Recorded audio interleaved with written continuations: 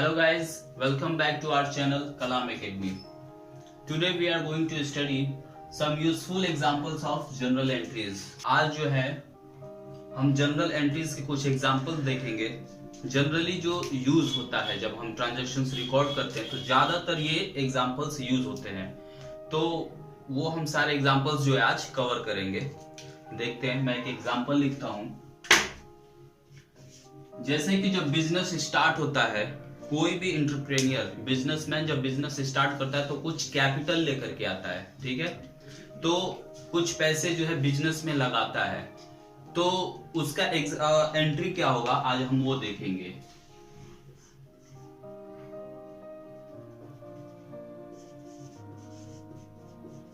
Capital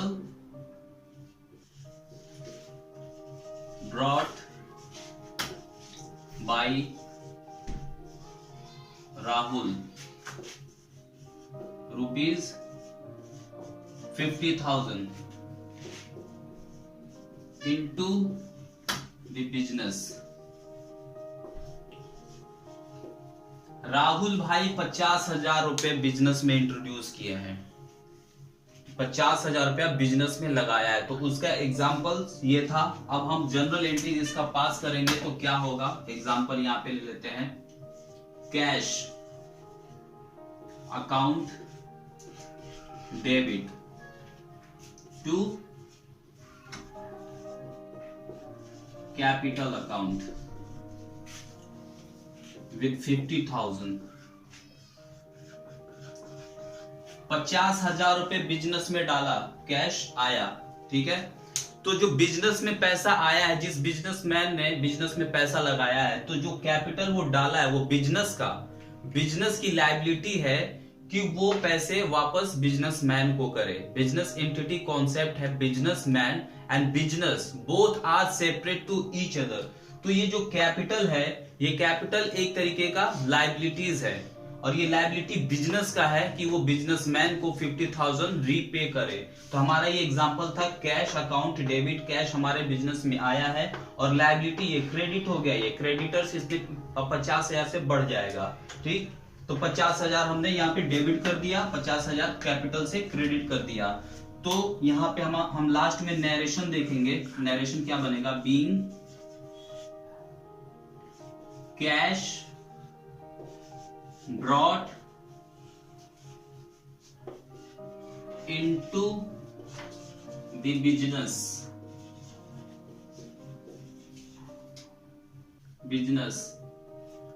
rupees 50,000 as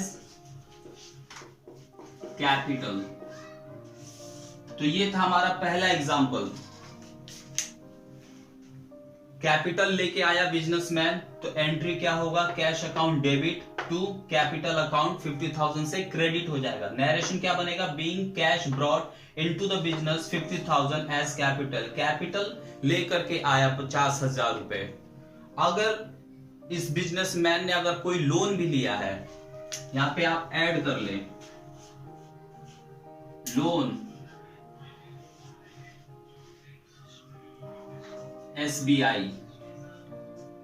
कई बार क्या होता है कि हमारे पास जो है पैसे कम पड़ते हैं, शॉर्टेज होता है, तो हम बिजनेस स्टार्ट करने के लिए भी जो है बैंक से लोन लेते हैं. तो मान लो कि 50,000 ये जो ले करके आया है, और इस 50,000 में से अगर 20,000 वो कैश लेकर के आया है, तो कैश 20,000 से उसका कैपिटल हो जाएगा. क्यों. क्योंकि वो खुद का उसका पैसा है. और 30,000 जस्ट एग्जांपल, छोटा सा मैं अमाउंट दे रहा हूं कि अगर वो 30,000 बैंक से लोन लिया है तो बैंक क्रेडिटर हो जाएगा. ये हमारी लायबिलिटी हो जाएगी. क्यों. क्योंकि बिजनेसमैन फिर से उसको पे करेगा. बैंक से भाई आपने पैसा लिया तो वापस करेंगे कि नहीं करेंगे, करना बनता है आपका. तो 30,000 रुपए हमारा लोन SBI से जो लोन लिया है वो 30,000 रुपए क्रेडिट हो जाएगा. तो SBI हमारा क्रेडिटर हो गया, ठीक है. इसको हम वापस करेंगे. सो गाइस, अब हम अपना दूसरा एग्जांपल देखेंगे. एग्जांपल टू में हम क्या देखेंगे. जब बिजनेस स्टार्ट करते हैं तो जस्ट फील की मतलब जो हमने सम गुड्स परचेज किए हैं, ठीक है। फर्नीचर मान लो एग्जांपल के तौर पे आपने परचेज किया है, फर्नीचर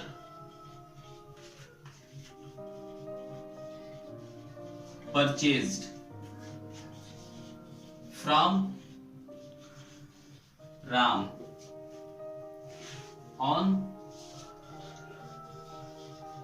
क्रेडिट बेसिस।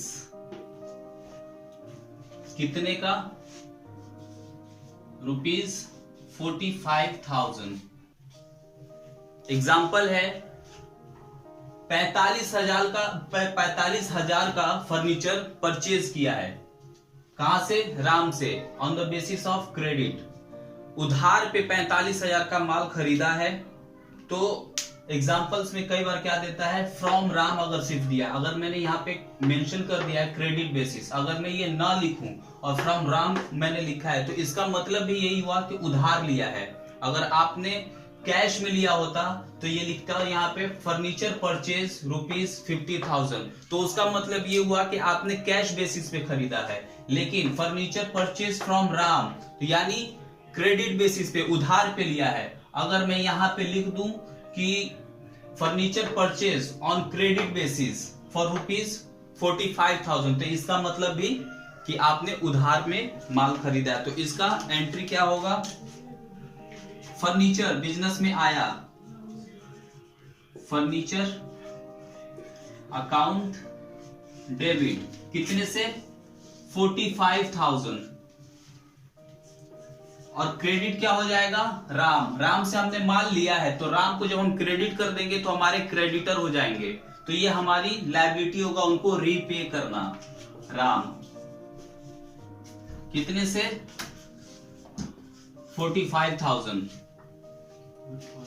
ये हमारा एग्जांपल था ऑन क्रेडिट बेसिस पे। इन केस अगर ये कैश बेसिस पे आपने माल परचेज किया है, तो यहां राम के जगह पर स्लैश कैश कर लो, स्लैश बैंक कर लो। कैश, अगर आपने कैश बेसिस पे माल खरीदा है तो कैश डाल दिया। अगर आपने जो है बैंक से पेमेंट किया है, ऑनलाइन ट्रांजैक्शंस किया है या फिर चेक दिया है, तो बैंक कर दो। यहां पे furniture purchase account debit to bank, या फिर furniture account debit to cash, अगर कैश में पेमेंट किया है। और अगर उधार खरीदा है तो furniture account debit to Ram. So guys, अब हम अपना अगला एग्जांपल देखते हैं खर्चे से related. Third example, rent paid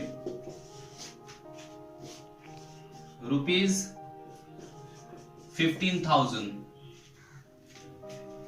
business में खर्चे भी होते हैं। मान लो कि आप जिस बिल्डिंग में अपना बिजनेस स्टार्ट किए हो, तो उस बिल्डिंग का रेंट देना होता है। तो रेंट आपने दिया ₹15,000। तो इसका एग्जाम्पल क्या होगा? जब हम एंट्री करेंगे तो पोस्ट करते हैं, इसको रिकॉर्ड करते हैं, sorry.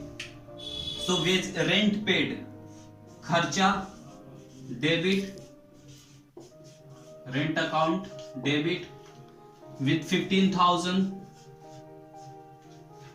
What goes out of the business? Cash. Cash में आपने पेमेंट किया हो तो कैश। अगर आपने बैंक से ट्रांजैक्शंस किया है ऑनलाइन या फिर चेक में दिया हो तो चेक डाल दो यहां पे विथ 15,000। नरेशन क्या होगा? Being rent paid, rent paid 15,000। Okay, ये हमारा एग्जांपल था। कैश में पेमेंट किया हो या फिर बैंक से पेमेंट किया हो, चेक से पेमेंट किया हो, ये हमारा एग्जांपल था। अब हम देख लेंगे प्रीपेड एक्सपेंसेस और outstanding expenses. Now we are going to look after next example, outstanding से related. Outstanding salary,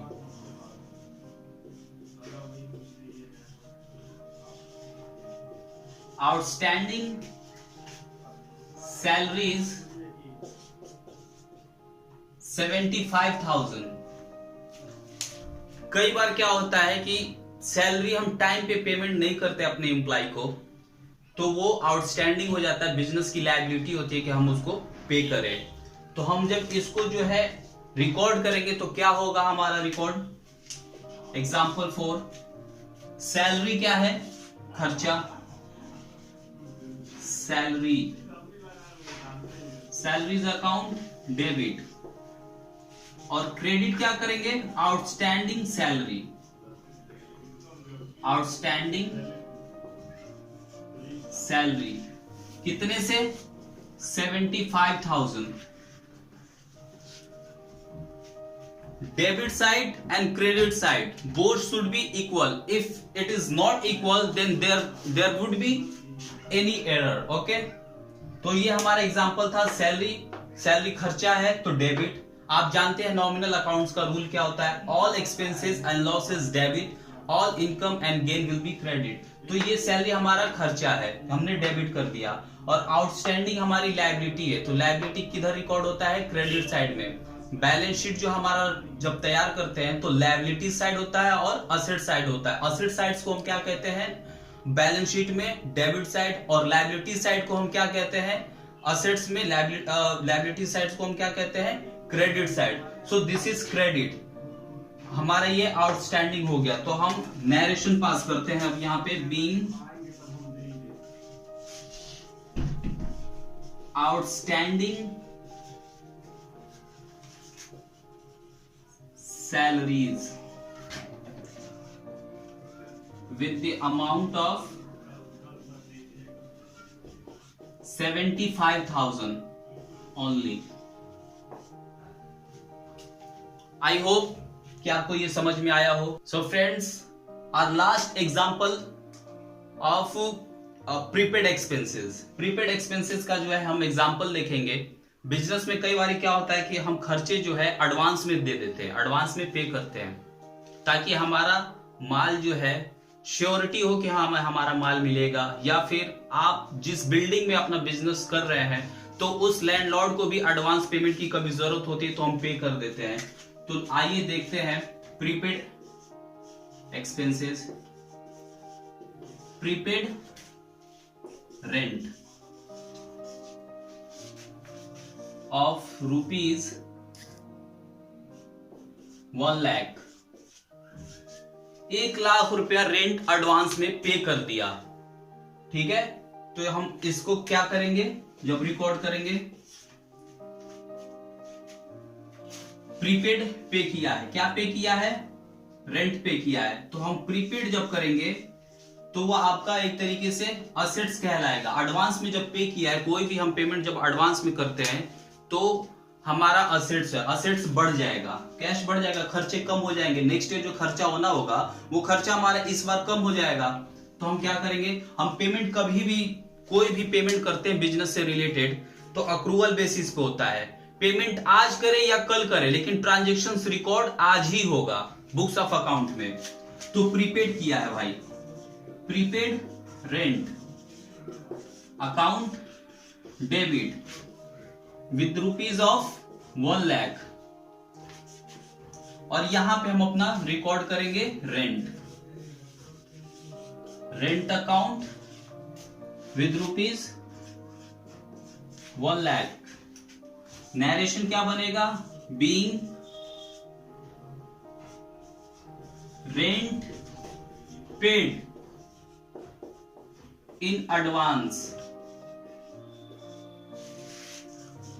of rupees 1 lakh. तो ये था हमारा आज का एग्जांपल्स। ये हमारे बिजनेस में जनरली ये यूज होते ही होते हैं, तो इसलिए मैंने सोचा जब हम अपना फाइनल अकाउंट्स जब पढ़ाएंगे, profit and loss, trading and balance sheet, तो मैं आज ही इसको बता दिया। जब हम पढ़ेंगे अपना ट्रेडिंग, प्रॉफिट एंड लॉस, तो उस वक्त आपको पता ये होगा, तो इसके वजह से आप ट्रांजेक्शंस आसानी से रिकॉर्ड कर सकते हैं।